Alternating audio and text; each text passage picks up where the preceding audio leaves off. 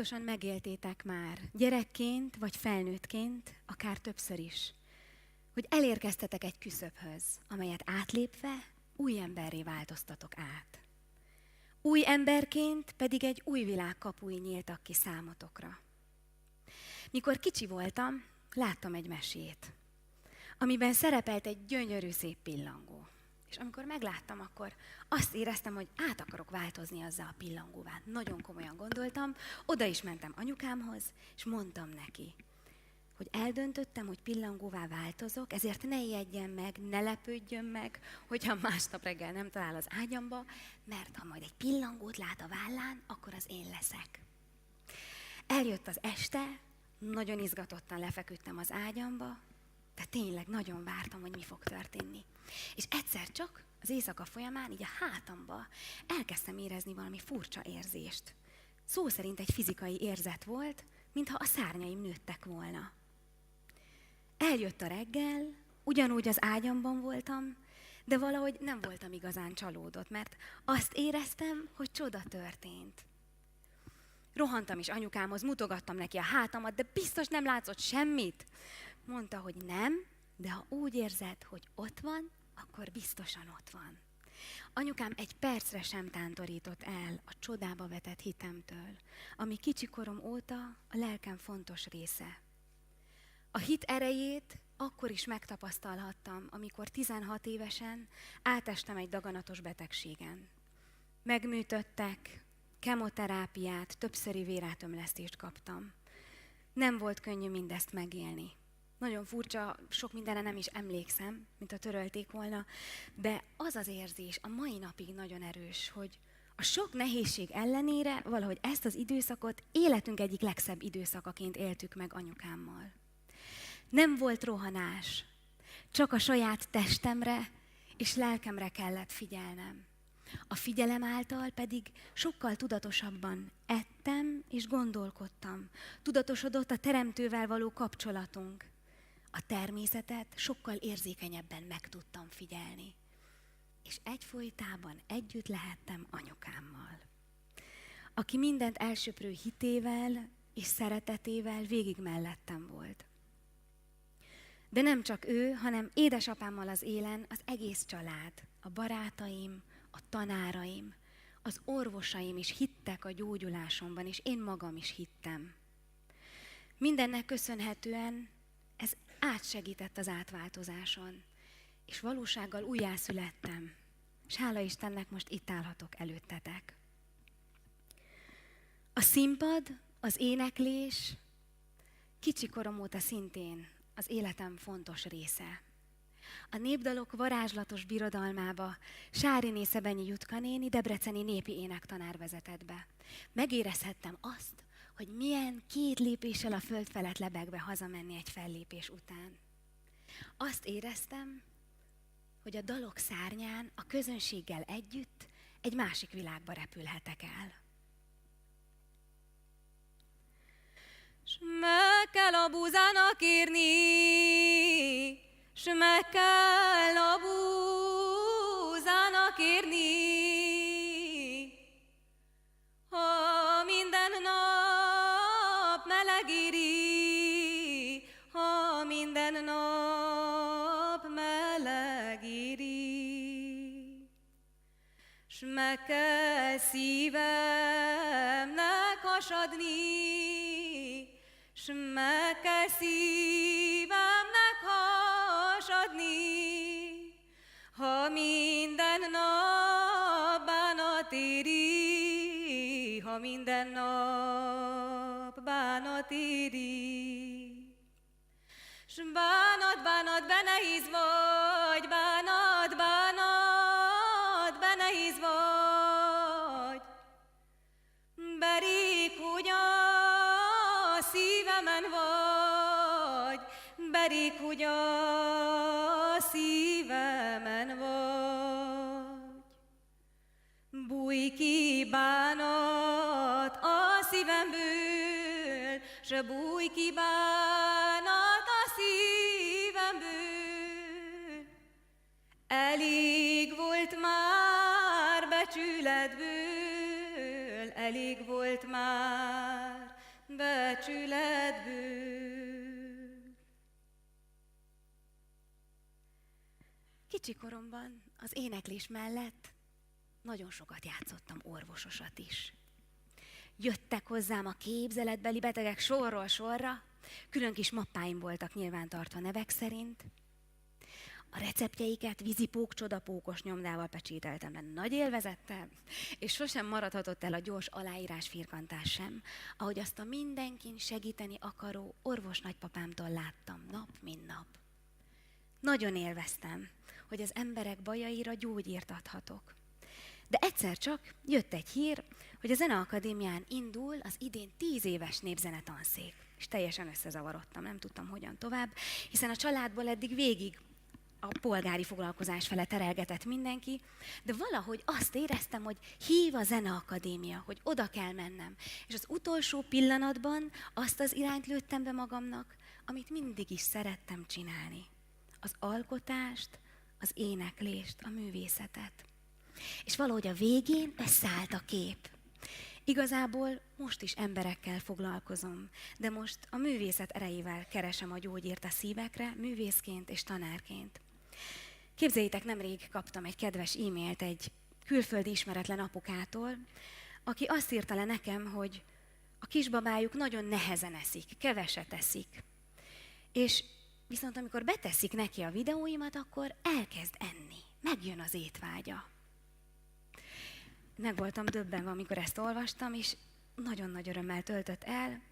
Megerősített abban, hogy a zene tényleg pozitív, gyógyító folyamatokat tud elindítani a testben. És az ember az internetnek köszönhetően akár egy másik földrészen élő ember életére hathat pozitívan. Elképesztő. Másik földrész. Egyszer csak Európa és Ázsia közt találtam magam Isztambulban, ahová a Zeneakadémia szárnyai alatt juthattam ki Erasmus ösztöndíjjal. A kint eltöltött idő alatt megérezhettem azt, hogy a magyar énem melletti marokkóiságom is talajra talál. Furcsa mód pedig nem is Marokkó volt, hanem Törökország. De valahogy a két világ nekem nagyon hasonlít egymásra.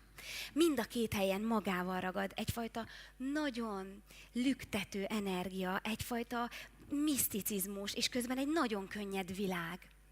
A piacok, bazárok illatokkal, színekkel, hangokkal teli világa. Az emberek közti nagyon eleven, nagyon kedves viselkedésmód.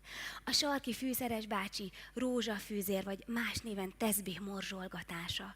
A mecsetek ívei, a tenger szele és illata. És a zene jelenléte mindenhol. Teljesen elvarázsolt ez a világ. Közel, és mégis távol éreztem magam szülőföldemtől, Magyarországtól. És valahogy megértettem azt, hogy a két énem egy rendszert tud teremteni, és egymást kiegészítve, gazdagítva értéket tud létrehozni. Felnőttkori szárnybontogatásaim kezdetét jelentette ez az időszak, ami nagyon sok átváltozáshoz vezetett. Hazatérésem után nem csak a zeném, hanem a szívem is szárnyakat kapott. Ugyanis összeköthettem az életemet szívem választottjával.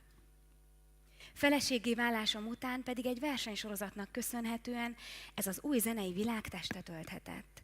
És fődíjként megjelenhetett az első önálló albumom Szivárványhíd címmel, ami az első megtestesülése volt ennek a hidakkal teli zenei világnak, zenei átváltozásomnak.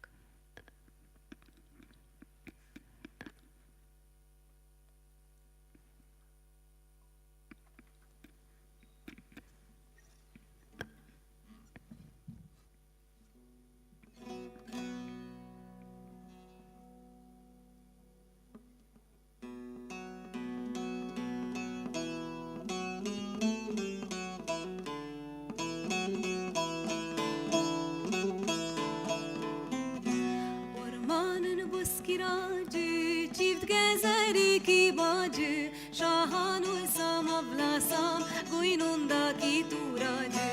Este jő szürkülvi, tűzhelyek átcsepervi, mert nem tudod kijönni, mert nem tudod kijönni. Este kibíjött volt, 9 almát hozott volt, mind a 9 rohadt volt, a legényes egy rossz volt. Este kibíjött volt, 9 almát hozott volt, mind a 9 piros út, a legényes egy jó út. Amin, amin, amin, amin rabbil alamin, amin, amin, amin, amin rabbil alamin. Allahumma min ya rahim, tarhamna bil walidin. Allahumma min ya rahim, tarhamna bil walidin. Hatta engem meg nem válsz, amin rabbil alamin. Örökké magadra jársz, amin rabbil alamin. Csirip, csirip, te madár, amin rabbil alamin. Csirip, csirip, te madár, amin rabbil alamin.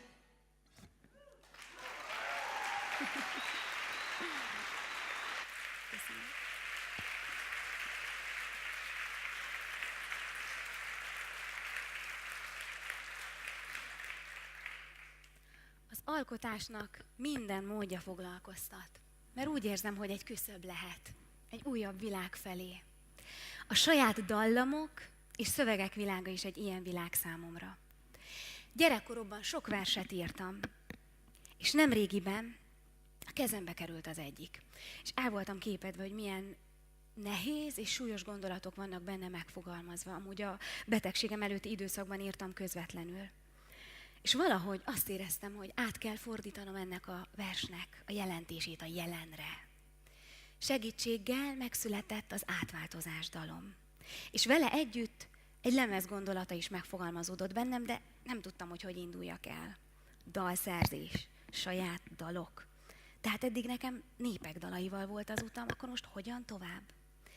És egyszer csak, képzeljétek, 2017 elején tényleg megszületett a pillangó. Egyik este lefeküdtem, és egyszer csak láttam magamat, ahogyan ülök, diktafon a kezemben, körülöttem emberek, nehéz sorsú emberek, akikkel beszélgetek.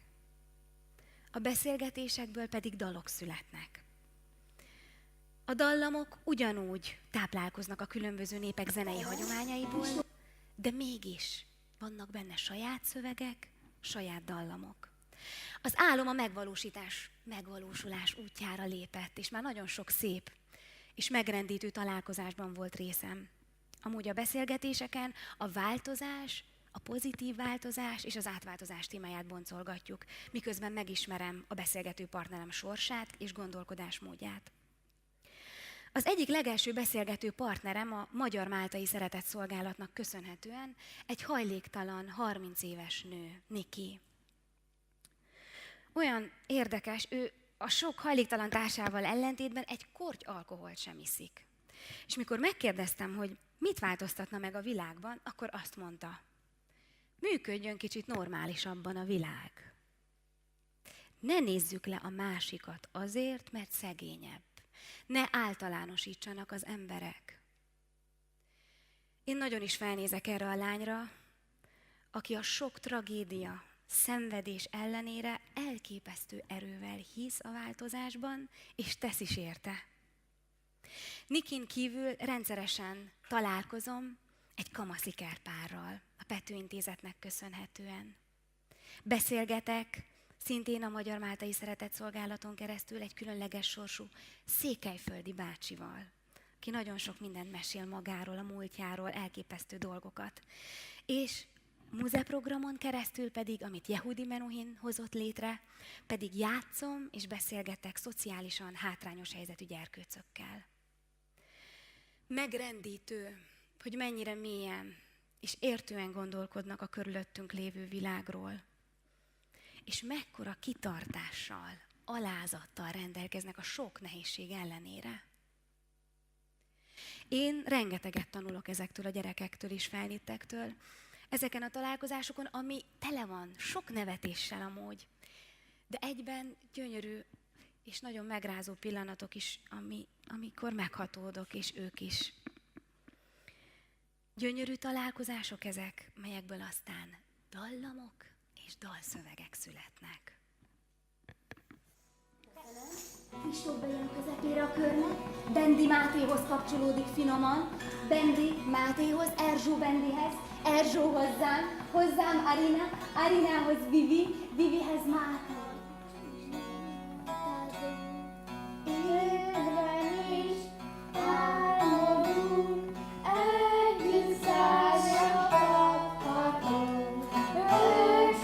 Most Kristóf. Lehet más pozíciót váltani. Óvatosan, finoman.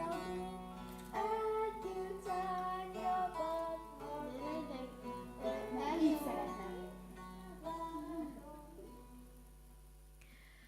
A találkozások után mindig megerősödik bennem az az érzés, hogy igenis fontos az egymáshoz való kapcsolódás, emberi szükségletünk.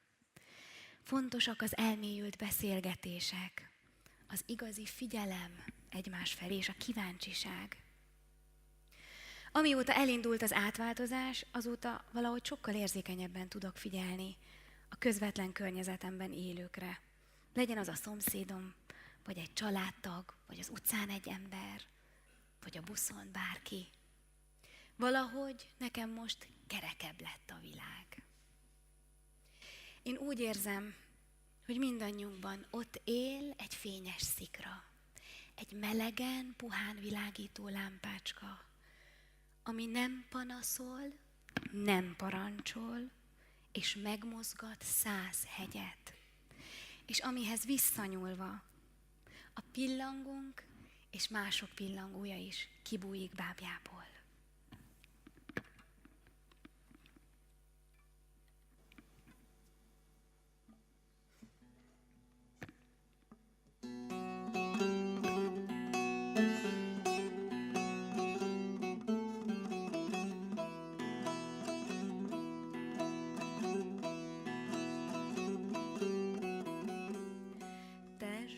Zárva élek-e földön, mit is tehetnék én?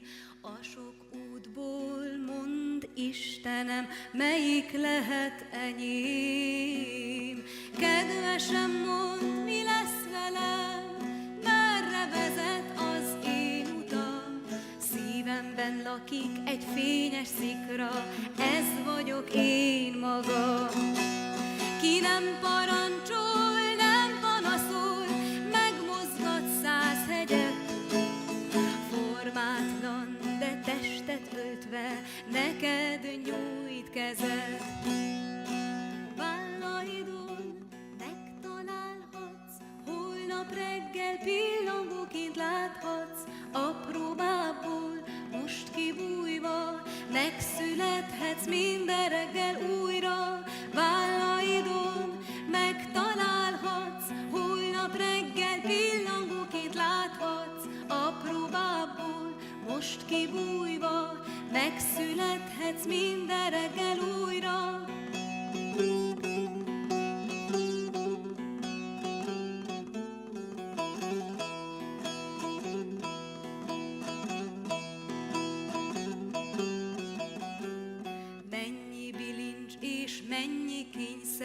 Mikorra küzdök meg az egésszel, mikor lesz újra szabad a lélek, mikorra mondhatom, már nem félek, mások békjója kötötte lelkem, szabadulni vágytam, így körbeöleltem ezt a világot, szívemmel pillangót reptetek, látod, na na na na, na na na na, na na na.